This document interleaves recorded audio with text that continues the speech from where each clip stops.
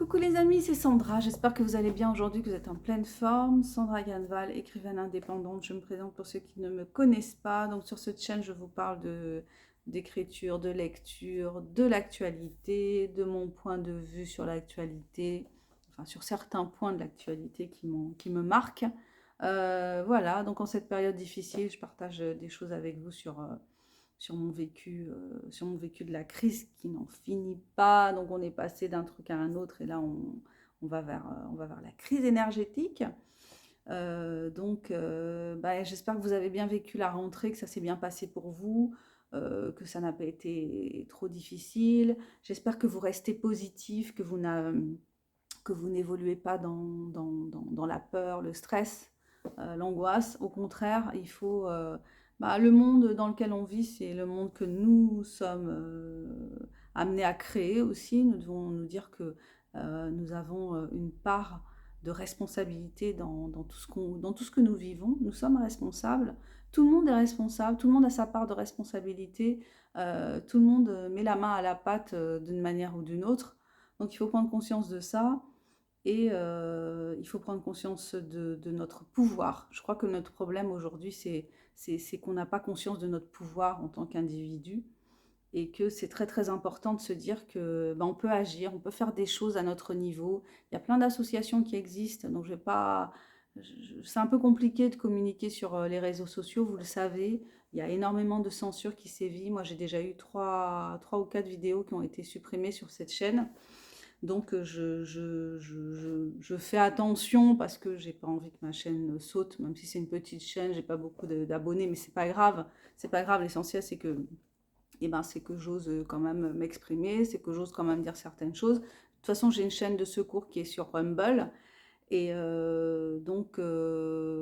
je pense que justement, c'est ça, c'est qu'on a vécu beaucoup dans la peur et on nous fait vivre encore dans la peur. Donc là, on nous prépare une huitième vague qui doit arriver très très bientôt. Donc moi, ce que je vous invite à faire, c'est respirer, respirer librement, sans couche faciale. Je vous invite à faire du sport ou avoir une activité physique. Moi, je marche tous les jours au moins une heure. J'essaie de marcher tous les jours au moins une heure. Donc, je vous invite à avoir une activité physique régulière. C'est une excellente façon de prendre soin de sa santé. Je vous invite à faire attention à ce que vous mangez, à éviter les produits transformés surtout. Voilà. Bon, le bio, il y a un débat sur le bio, comme vous le savez certainement. Donc, bio, pas bio, je ne vais pas vous donner des conseils là-dessus. En tout cas, essayez de manger le moins possible de produits transformés. Essayez de faire le plus possible vous-même vos préparations culinaires. Euh, voilà, quoi dire d'autre? Faire de la prévention. Donc, il y a des moyens de faire de la prévention. Il y a certaines vitamines que vous pouvez prendre tous les jours. Il y a aussi le fait de jeûner régulièrement qui provoque un stress positif pour notre corps et qui nous fait du bien, en fait, même si quand on parle du mot jeûne, ça fait frissonner certaines personnes. Mais non, le jeûne, c'est une très très bonne façon de se requinquer, de booster nos cellules, de les obliger à éliminer tout ce qui est déchets. Donc c'est très très bon de jeûner de temps en temps. Et puis de toute façon, on a une réserve de graisse tous, même si on n'est pas très très... voilà, si on n'a pas de problème de santé particulier, si on n'a pas de problème d'anorexie, eh ben on a tous une grosse réserve de graisse qui nous permet de jeûner pendant plusieurs jours. Donc voilà, il ne faut pas hésiter à faire des pauses alimentaires. Jeûner le matin. Moi, je jeûne en général le matin, voilà, jusqu'à midi. En général, je mange pas. Voilà, je vais boire un thé, une infusion dans la matinée, puis c'est tout. Et je me porte pas plus mal. Au contraire, je trouve que depuis que je jeûne, je me sens plus équilibrée, je me sens mieux dans ma tête, mieux dans ma peau, je me sens plus à même de dire ce que je ressens, ce que je pense. Enfin, je trouve que le jeûne a une action très très positive sur mon mental et sur mon physique. Voilà, donc surtout en cette rentrée, il y a des choses compliquées peut-être qui nous attendent. C'est ce que dit un peu tout le monde, hein. Voilà, on nous prépare à du négatif. eh ben, il ne faut pas céder à la panique et tomber dans le chaos. Il y a beaucoup de gens qui sont déprimés, il y a beaucoup de gens qui vont pas bien. Et on entretient le gouvernement, les politiques, les médias officiels ont cette tendance à entretenir la peur, à entretenir le malheur, le malaise. Mais justement, il faut aller chercher, faut se dire que, comment dire, on ressent aussi d'autant plus le malaise qu'on a ce sentiment d'impuissance. Et en fait, on n'est pas impuissant. J'ai déjà fait des vidéos sur le pouvoir que nous avons de dire non, de refuser certaines choses, sur le pouvoir que nous avons de résistance. Voilà, faut résister à toute cette folie ambiante, à ce vers quoi on essaye de nous mener. C'est vrai qu'en face de nous, on a on a des monstres qui sont puissants, qui ont beaucoup de pouvoir financier, qui ont beaucoup de pouvoir médiatique, voilà, puisque les médias sont subventionnés par les personnes qui dominent ce monde. Donc il y a une direction dans laquelle on veut nous emmener. On est, je pense, de plus en plus nombreux à se rendre compte qu'il y a un problème par rapport à ce qu'on cherche à nous imposer. Je pense que malgré tout, la résistance augmente, la résistance se renforce et que même si on a toujours l'impression d'être un peu isolé, de, de, de, de qu'on a du mal à trouver des gens qui vont comprendre ce qu'on essaye de défendre, et ben malgré tout, on est de plus en plus nombreux.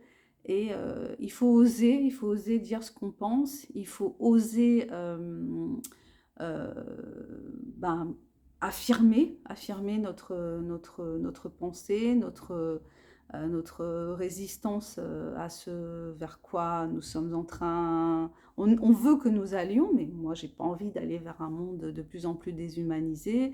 J'ai pas envie d'aller vers un monde où les identités sont indéfinies. J'ai pas envie d'aller vers un monde de plus en plus fou, de plus en plus incohérent. C'est ça, je pense, qui est le plus pénible, de vivre tout le temps dans une espèce de dissonance cognitive où on nous dit B, on nous dit A, et puis après on va encore nous dire A ou C, ou je sais pas, enfin, voilà, tout est sur le même, tout est sur la même ligne. Voilà, on est comme dans 1984. J'ai fait une vidéo sur le livre 1984, je vous la mettrai en lien si vous voulez aller la regarder. Voilà, moi j'ai pas envie de vivre dans 1984, cette langue qu'on nous impose, ces mots qui ne veulent plus dire ce qu'ils voulaient dire à la base. Et ben moi ça m'énerve quoi, qu'on nous oblige à ce genre euh, qu'on nous retourne le cerveau, ça me perturbe et je veux pas qu'on nous retourne le cerveau. Et puis il est certainement temps aussi que nous prenions chacun nos responsabilités dans ce qui se passe dans le monde et chacun à notre niveau. C'est vrai que c'est pas forcément évident de savoir comment agir, mais je pense que déjà dire non à certaines choses et rester ferme sur ses positions, bah, c'est énorme. Se manifester à certains moments, bah, c'est énorme. Par exemple, moi récemment, je suis allée demander à une guichetière à qui je devais écrire pour que la RATP arrête de faire une annonce sur l'efficacité du masque dans les transports, parce que la RATP conseille encore de porter le masque dans les transports, alors que depuis 2 ans et demi, on voit bien que ce dispositif n'empêche pas la contamination, mais pourtant, ça reste quelque chose qui est encore conseillé dans les transports en commun. Et je trouve ça absolument aberrant, aberrant. Donc ça m'a valu une petite prise de bec avec une guichetière, mais c'est pas grave. Je me suis exprimée. Bon, j'ai pas encore fait la démarche d'écrire à la RATP finalement, mais bon, c'est pas, voilà. Donc il faut y aller et faire comme on peut avec les moyens qu'on a, mais au moins se sentir acteur, se sentir acteur.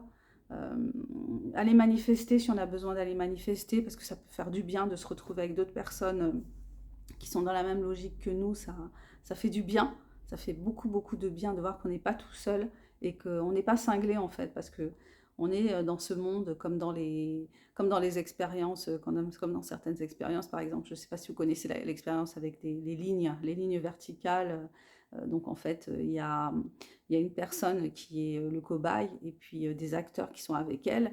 Et en fait, on va demander à cette personne si laquelle des 5 lignes, par exemple, est la plus longue. Donc elle va dire est la plus longue ou la plus petite. Donc elle va désigner la bonne ligne et les gens autour d'elle vont désigner une autre ligne. Et au bout d'un moment, pour être en conformité avec le groupe, cette personne va se joindre à l'idée dominante. Donc c'est ça, c'est beaucoup ça en fait, hein. Les gens ne veulent pas se positionner parce que c'est dangereux, parce qu'ils vont être stigmatisés. Et c'est vrai que quand on dit autre chose que ce que tout le monde dit, eh ben on est stigmatisé. Effectivement, on est traité de vilains mots qu'on emploie tout le temps aujourd'hui. Mais c'est pas grave, c'est pas grave. Il faut tenir bon, tenir ferme sur ses positions et puis savoir ce qu'on veut aussi pour nous, pour nos enfants, de quel avenir on a envie. Est-ce qu'on a envie que ça continue comme ça ou est-ce qu'on a envie que ça bouge? Et ben, pour l'instant, j'ai pas de, j'ai pas de solution miracle, mais, euh, mais bon, au bout d'un moment, je pense que à force d'attaques comme ça contre le peuple, ben, les gens vont finir par se réveiller et malgré la peur, parce que c'est quand même la peur qui nous tient avec ce qui a été vécu par les gilets jaunes, les personnes éborgnées, les personnes qui ont perdu donc un œil, qui ont perdu une main, qui ont été vraiment victimes de violences physiques dans la répression de ces manifestations, donc des personnes qui étaient pacifiques. Donc effectivement, ça donne moins envie aux gens de descendre dans la rue, mais ça ne veut pas dire que l'envie, elle n'est pas là. Voilà, donc c'était ça que je voulais partager avec vous.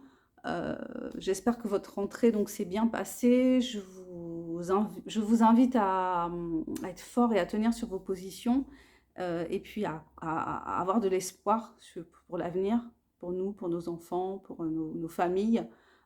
Voilà, et puis de vous dire que vous n'êtes pas seul. Vous n'êtes pas seul. Voilà, je me représente pour ceux qui ne me connaissent pas. Je suis Sandra Yanval, je suis écrivaine indépendante. Si vous voulez découvrir mon travail, n'hésitez pas. Je vous mets les liens juste en dessous de la vidéo. Tous mes livres sont sur Amazon. Et puis, éventuellement, vous pouvez me contacter si vous voulez que je vous envoie un de mes ouvrages. Voilà, on peut s'organiser. Je vous souhaite une bonne journée ou une bonne soirée en fonction de l'heure à laquelle vous regardez cette vidéo. Tenez bon et puis je vous dis à bientôt. Bye bye.